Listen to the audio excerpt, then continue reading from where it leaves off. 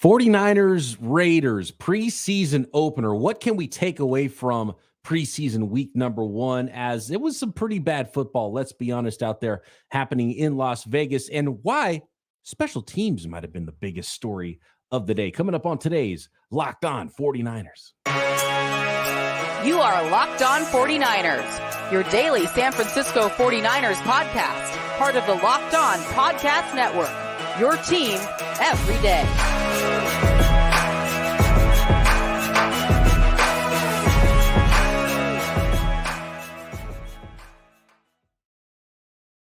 Welcome to Locked On 49ers. Brian Peacock here with you. My co-host Eric Crocker is actually in a car on his way traveling from Las Vegas all the way to Arkansas. He might make a special appearance today, but I'm going to be rolling solo with you, and feel free to hit me in the chat with your thoughts on this San Francisco 49ers preseason opener at the Las Vegas Raiders at BD Peacock on Twitter. Thanks everybody for making us your first listen on the Locked On Podcast Network, your team every day. Shout out to all the everydayers out there. Make sure you are one, subscribe on YouTube and everywhere you get your podcast. Hit the thumbs up if you're with us on YouTube, and make sure you hit that notification bell so you know when we go live, when you know when a new podcast has arrived on your feed.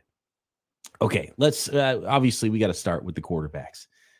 And I don't think the box score, in fact, I know the box score does not tell the story at all of what the 49ers look like in this preseason week number 1. It was a 34-7 win for the Las Vegas Raiders against the San Francisco 49ers. And that's usually the case, that the score doesn't really ever tell the story in preseason football ever. And in this one, the box score definitely doesn't tell the story from the 49ers side of things on offense with the quarterbacks, because Trey Lance, 10 of 15 passing, 112 yards, a touchdown, no interceptions, 111 passer rating. That's pretty good.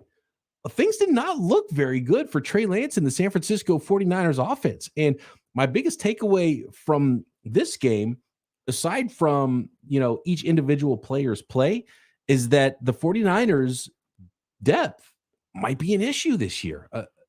There were not enough. We're going to go some stock up, stock down later. There were not enough stock ups for me in this football game versus stock downs, because you're not playing against the number ones on the Raiders side either. So for the 49ers here to look this bad up front, especially, I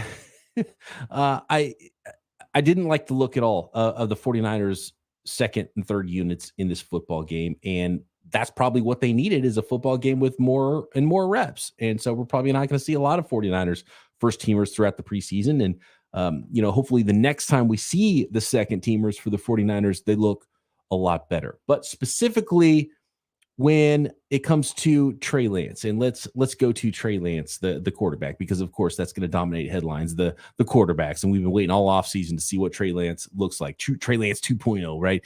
And what Sam Darnold looks like. And, I've got some takes about Brandon Allen. And to be honest with you, Brandon Allen might have looked better in a lot of ways than both Darnold and Lance, even though the box score doesn't tell that story. First of all, for Trey Lance, he didn't have a lot of time to do anything early, and the 49ers were just flat out of sync in this football game. The immediate thing that came to mind to me during the first half of the game was that the 49ers looked like they were running plays that they had not practiced. That's how bad things looked. It was not only just the pressure that Trey Lance was facing, and Trey Lance was facing a lot of pressure way too often. They weren't really running the ball either in this game. This seemed very much like Kyle's like, all right, we're going to give Trey Lance a bunch of passing reps, which he needs, which is not a terrible strategy. And it didn't turn out all that well, because there was guys in his face almost every time he was trying to throw. So it was hard for him to get a rhythm and throw in rhythm. And then the few times early in the game when he did have, a clean pocket, he looked a little bit frenetic. It looked like things weren't quite right for him in his picture. When he was throwing the ball, there was an incomplete pass to Ross Dwelley that he threw behind him. But I thought he might have been throwing to Charlie Warner, who was right behind Dwelley. Like, the spacing seemed bad with the receivers. The blocking wasn't there. So altogether, it's, on one hand, you might say that this is a film that you just burn and can't learn anything from it. But I think the 49ers can look can learn a ton from it, because I think so many players didn't look great in this football game. And I think there's a lot of learning points. So I think you go back and watch it, and you watch it again. And as I will be watching it again, and Croc will be back with me, and tomorrow and the Wednesday, we'll go through a little bit deeper, comb through this game and break down some things, especially one very significant thing that I want to talk about later with the special teams. And no, it doesn't. Oh, I mean, I will talk today more about the return game, the kicking game, but the actual coverage units is something that I think is very important from this game that we'll address a little bit later in the week. But as far as Trey Lance's performance, he did get a little bit better rhythm after that first quarter. He did have that touchdown drive where he threw a touchdown pass to Ross Dwelly, and the 49ers were able to put 14 points on the board, able to put 7 points on the board, in the first half with that second quarter touchdown, which was the only touchdown on the day for the San Francisco 49ers. So overall, Trey Lance, 10 of 15, 112 yards passing, the touchdown, 111 passer rating. He was sacked 4 times, which is a big story. And so my big takeaway with that first half was Trey Lance didn't look like he was in sync, didn't really have an opportunity to gain a rhythm because of the pass rush that was in his face too often. I did like a couple of throws. He threw that classic dig route, right, in rhythm. He had time, stepped up, boom, and it was there. And when he lets it go and he throws that pass, it's like, wow, okay, that's what you're looking for. That's what you want to see from Trey Lance. So it was good that he got one of those in and was able to lead a touchdown drive. But overall, it was probably a stock down for Trey Lance. It was a stock down for the offensive line that was blocking for him. God forbid the 49ers first unit gets hurt and these guys have to go in there. Big stock down for me for Nick Zakelj, second-year guy. The 49ers really like him. I didn't see it much on tape for Nick Zakelj on his college tape. I didn't see much of it last year in preseason when he had a chance to play.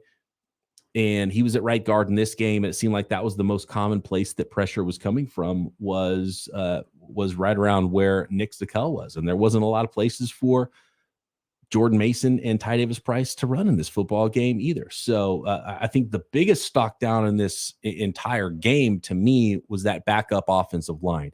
And to be honest with you, it just adds to my concern that I already had, that I had talked about, that I didn't love the 49ers offensive line depth, specifically at tackle. I don't know if tackle was the worst play here, but that is a concern for the 49ers, is that offensive line play. So offensive line stock down. I would say Nick Zakelj specifically had the worst of it. We're going to go back through, and it's hard when you're watching the game live, and I'm going to watch it back again and watch it a couple times. And Croc and I will have notes on the offense and the defensive side of the ball. But I thought Poe had some good blocks. One of the free rushers that came off of Poe's spot, that B gap, C gap inside, it was Poe's left actually. So he was, C gap. He was kind of passing it off to, it was B gap, I guess. He was passing it off though. It looked like he was passing the block off to somebody. So it wasn't like he whiffed on the block himself, but that's what I was saying, is like communication, spacing, pass protection, run blocking. It didn't seem like the 49ers were running plays that they had practiced. That's how out of sync they looked. It did not look good at all. And it really didn't give Trey Lance or the running backs, as I mentioned, or the receivers, it didn't really give anybody an opportunity to shine and have a stock up with the first team unit, not the first team unit in this game, because everything was so out of sync and they're going 3 and out. So that was frustrating to watch, to not see, aside from that 1 second quarter drive, see the 49ers have any sort of sustained rhythm and have an opportunity to build on anything in the first half. And really, they didn't build on much in the second half either, because they didn't score at all in the second half. So more on the second half players, some more stock ups, stock downs, special teams, I think a big one. And of course, the other quarterbacks in this game, aside from Trey Lance, in Sam Darnold and Brandon Allen.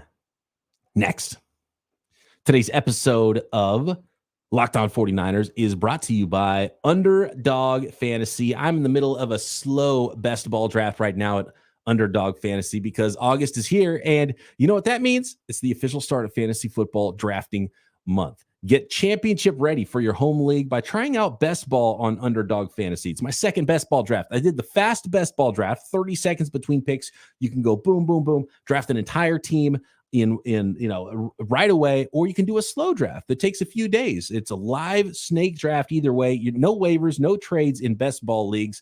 Underdog sets your best lineup every week. It is so fun. I love doing best ball drafts this time of year, and whatever your maximum lineup would be every week, that's the credit you get on your best ball drafts. Try it out now with Underdog's Best Ball Mania Tournament. The largest fantasy football contest of all time is back, and even bigger, with $15 million of total prizes up for grabs, including an absurd $3 million going to the winner. Last year, the winner drafted their team in July, so don't wait around. Visit UnderdogFantasy.com or find them on the App Store and sign up with promo code LOCKEDON to get your first deposit doubled up to $100.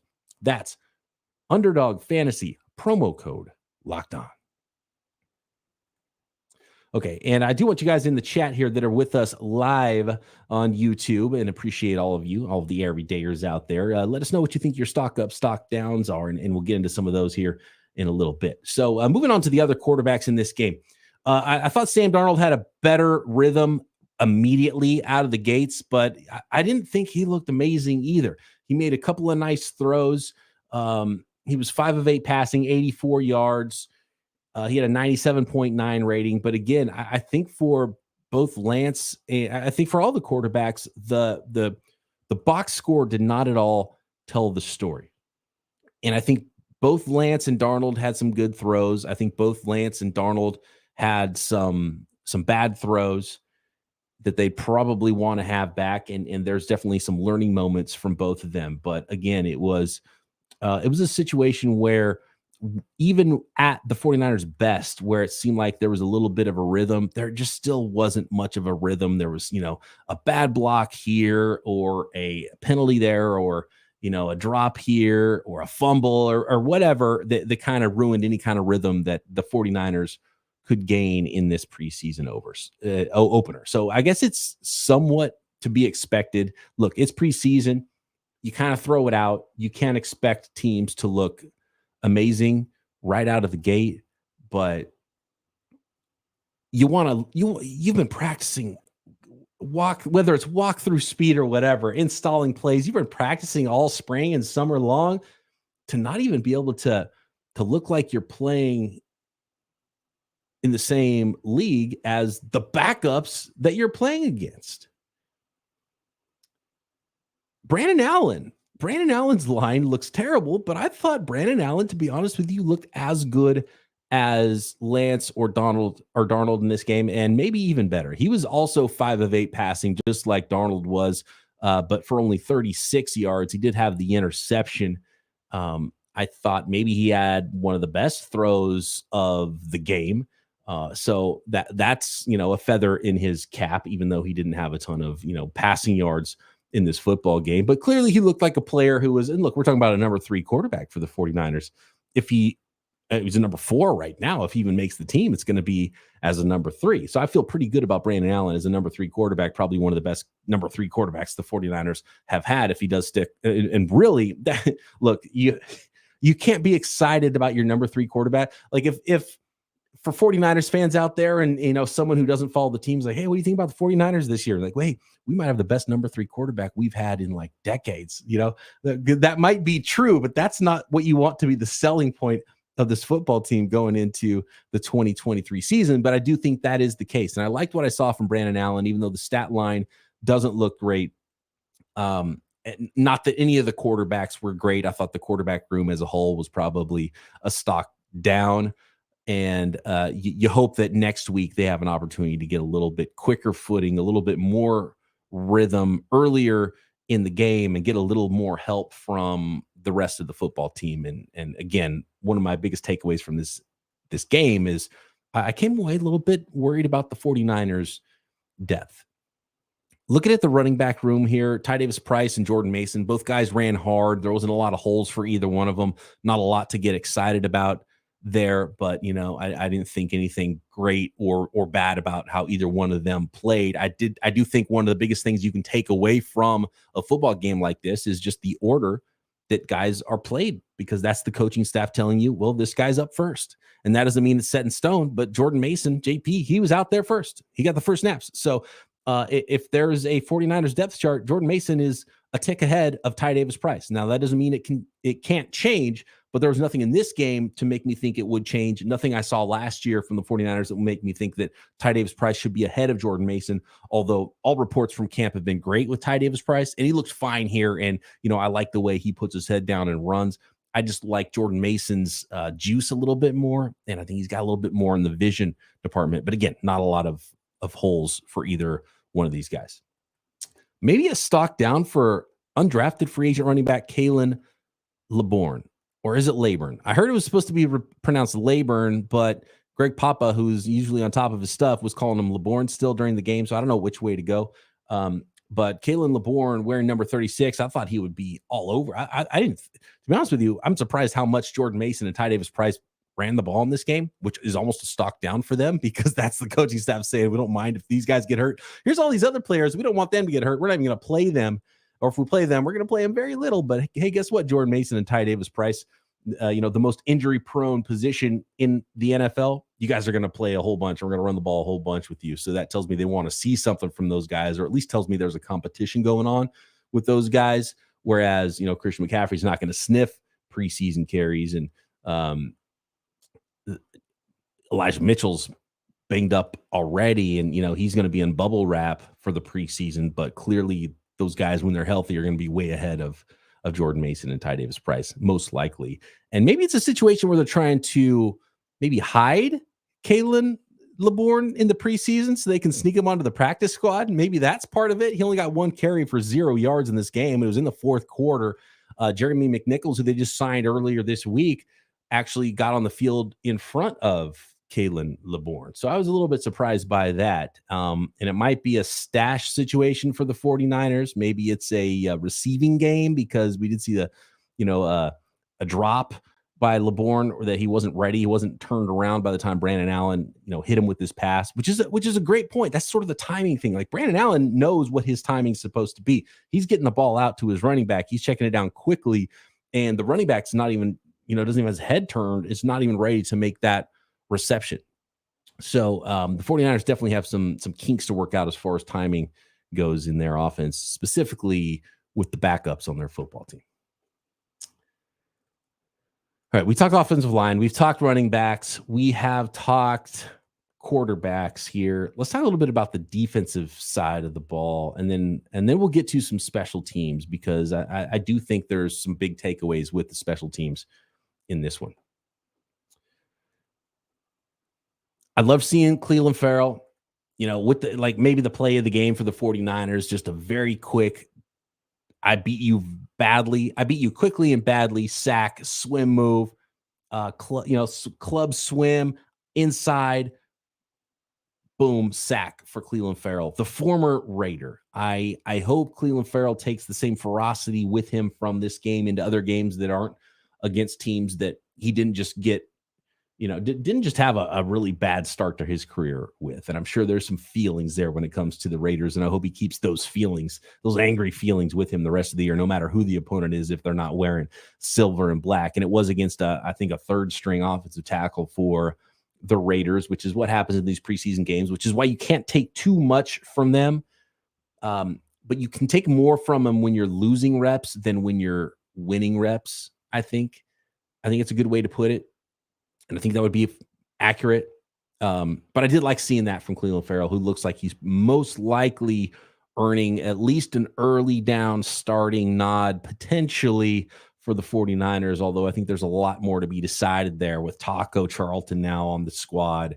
And, of course, Drake Jackson, who we're going to see more of here. And a healthy Drake Jackson, I think, is the player the 49ers would like to win that job, but he might end up being more of a rotational guy still in year two versus someone who's just bigger and more stout against the run, is the early down starter in Clelin Ferrell. But, who knows? And, Chris Kaceric's done such a good job with those reclamation projects on the defensive line. And, Ferrell might be the next guy. And a lot of those guys coming from those very same Raiders.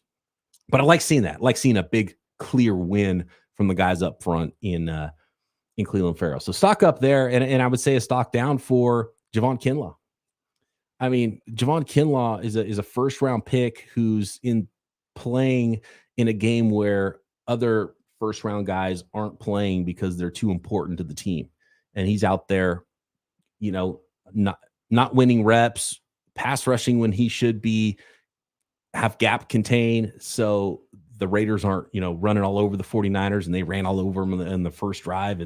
And I just, the best way to put it, I think, for Javon Kinlaw right now, and look, he'll be mad at me if he hears this podcast, but that's okay. I just think he's such a beast, but he's not a good football player. He hasn't proven that he's a good football player. And he had hype. Kenny says it here in the chat. Kinlaw continues to be all hype, no substance. He's been hyped up every offseason because teams, fans, of course, get excited. Beat writers get excited. You see this guy and you look how big and he works hard off the field. That's why I think it's more just instinctual. He's not an instinctive football player because he's put in work. And even when he's healthy, you can blame a lot on, maybe inconsistencies and not being on the field a lot because of his chronic knee injury. But even when he has been on the field, his play is really, really inconsistent for a guy who's played this much football now. So I would say stock down on Javon Kinlaw because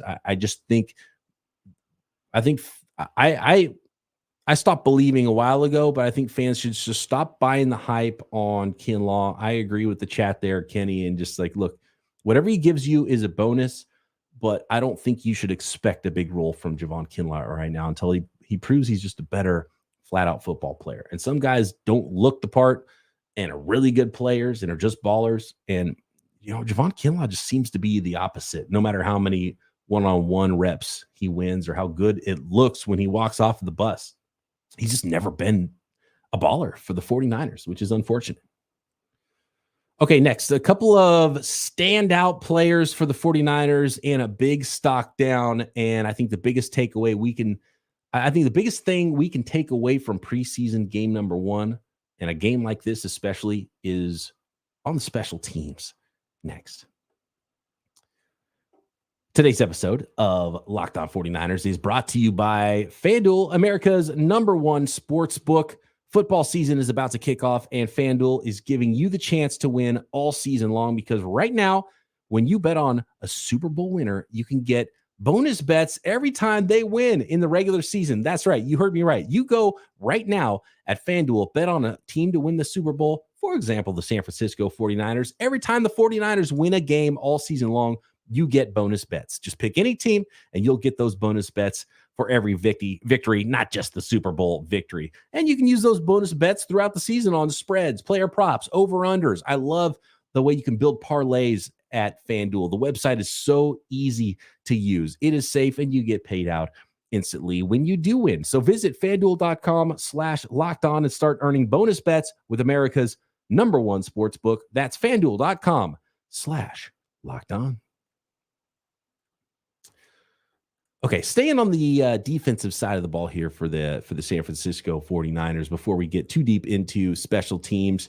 I want to talk about the linebacking unit, and I thought there was a clear stock up amongst the linebackers, and that was rookie wearing number 50 out there. That is Jalen Graham. And I think the reason I would say that about Jalen Graham is he started the game with the second unit playing a strong side linebacker role, but he was playing some inside backer, and he was on the field a lot in this game.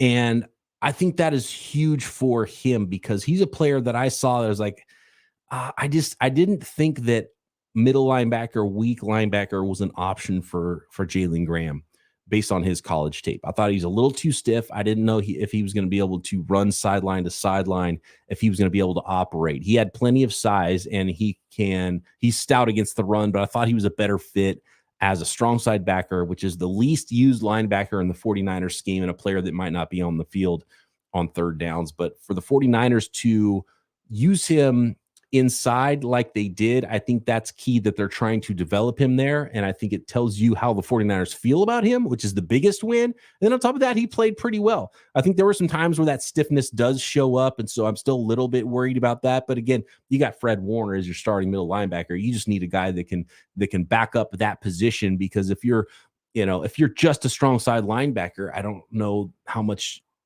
I don't even know if you're not, because Oren Burks, starting strong side linebacker for the 49ers right now, if the season was to start today, he's a big time special teams player. If he wasn't a big time special teams player, the 49ers, first of all, probably wouldn't have signed him. But if just playing the least valuable role at linebacker for the 49ers, is that enough just for a roster spot by itself? And then you have a backup that's just doing that as well, like Jalen Graham? I don't think so. So being able to back up other positions like middle linebacker is huge for Jalen Graham and his ability to make the team. And he got in on some plays. So I liked what I saw from Jalen Graham. And I wasn't super high on him coming out of school when the 49ers drafted him in the 7th round, but he was nearly undrafted. It was very late in the draft when the 49ers selected Jalen Graham, and he was good in this game. And so well on his way to proving me wrong there in my initial scouting report. And I am wrong. I know it's hard to believe from time to time when it comes to some of those evaluations. And some of my favorite players are the guys that prove me wrong and prove how much more of a player they are than what they look like on tape as a college junior or a college senior or whatever. So big ups to Jalen Graham, and the 49ers clearly like him a lot and expect a lot from him. Jair Brown is an interesting one because he was very active, which is a good thing. And I'd probably give Jalen Brown a stock up. He didn't make a ton of plays. Jalen Brown kind of seemed like the guy, he's like the second guy that would get there every play, right? So he was active and he was around the ball, but he wasn't the guy that made the play. But after the guy that made the play and the play was over, he would be the next guy to show up. He was that guy a lot. So I want to see that turn into being actually the guy that makes the play more often. So that's what I'm going to be looking at for number 27 in the next few games here. So that's a pretty important one. Samuel Womack had some big plays. He did get beat on the deep ball that ended up getting overturned. Don't like seeing him get beat on a play like that by an athletic receiver, but a team's a team's backup rookie quarterback torching you over the top. That's not a good look, even though it ended up being an incomplete pass. But he did make some good plays as well. I guess next we've got to go to Ambry Thomas. Ambry Thomas was a big stock up for me as well. That was the other cornerback I wanted to talk about. Made a ton of plays, and he needs to turn a roster spot this year. I think he's absolutely one of those bubble players for the 49ers, and he showed up well. So big props to Ambry Thomas. We put out an Ambry alert earlier on this offseason, and he finally did show up. So fantastic win there. Special teams. We got to talk about special teams before we go here, and appreciate everybody in the chat talking about how they're who have all their stock ups and stock downs. Oh yeah, I don't know about this. AW says Latu going to get cut. The 49ers drafted him in the 3rd round, and I was critical of the pick when it was made, but he's playing. He's not playing good right now. He's making mistakes. He's not lining up in the right spot. He's dropping the ball. He's fumbling the ball and getting outplayed by a guy at the same position that was drafted 4 rounds later. So that's not a great look for Latu. I don't think he's going to get cut. And AW, I understand where you're coming from. I think that is way too soon to start making those statements, because there's some things we can take away from this game. But again, it is preseason week number 1. That's his first real football game in the NFL, and it's not even a real football game. So let's give guys some time. Tight end can take some time to develop in the NFL. It's a position it's very unlike running back. Running backs can come in. You could tell right away if a guy's going to be good or not. For tight ends, it can take a little while for them to develop. And year 2, year 3 is usually when tight ends start to shine in the league. So take a pause on that and take a breath. And Cameron Latu, I don't think is going to get cut. 1, because of where he was drafted, and 2, because he deserves some time to continue to develop. But his camp reports have not been great. He didn't stand out to me when I was at camp. And, he's a stock down guy for sure, but it's not a let's cut him tomorrow situation for Cameron Latu. Definitely got to see more from him, though. Special teams. That's where I'm going to go for my last two stock ups here. One is Ronnie Bell, 49ers wide receiver, who got the first crack at returning kicks in this game. And I think that's huge because the 49ers put him out there first with the injury to Ray McCloud and the fact that he looked okay returning kicks, but I just like the competitiveness that he showed down in and down out with an offense that was out of sync and a lot of players looked like they didn't know where to go. This rookie seemed like he did know where to go. And it wasn't perfect at all for Ronnie Bell in this game, but the 49ers, again, like Jalen Graham, another 7th round pick, the 49ers put him in a position to, they put him in the type of position that they expect something out of him, and he didn't let him down. So that's why I think the 2 7th rounders in Jalen Graham and Ronnie Bell are stock ups for me. And of all the players on the 49ers offense, he made the most plays, I think, in this football game, aside from Ross Dwelly. I guess we got to go stock up for Ross Dwelly as too, right? There was I think it was Trey Lance before the game was wearing Ross is the Boss t-shirt. And he just he's a perfect example. Ross Dwelly's the anti-Kinlaw. Kinlaw gets off the bus first. He looks the part. Ross Dwelly's not the guy that's going to get off the bus first. And they've been trying to cut Ross Dwelly for 5 years, right? But he keeps making the football team because he's a ball player. He's a player. And you go out there and you're like, man, these quarterbacks don't know who to trust. So they're throwing to Ross Dwelly because it's the only guy on offense that they could trust to get the ball to that's going to be in the right place. He had the touchdown catch. He has 3 catches for 18 yards. And he's a better football player than I think than Charlie Warner. Now, stylistically, is he what the 49ers need as a number 2 tight end, as an inline blocker?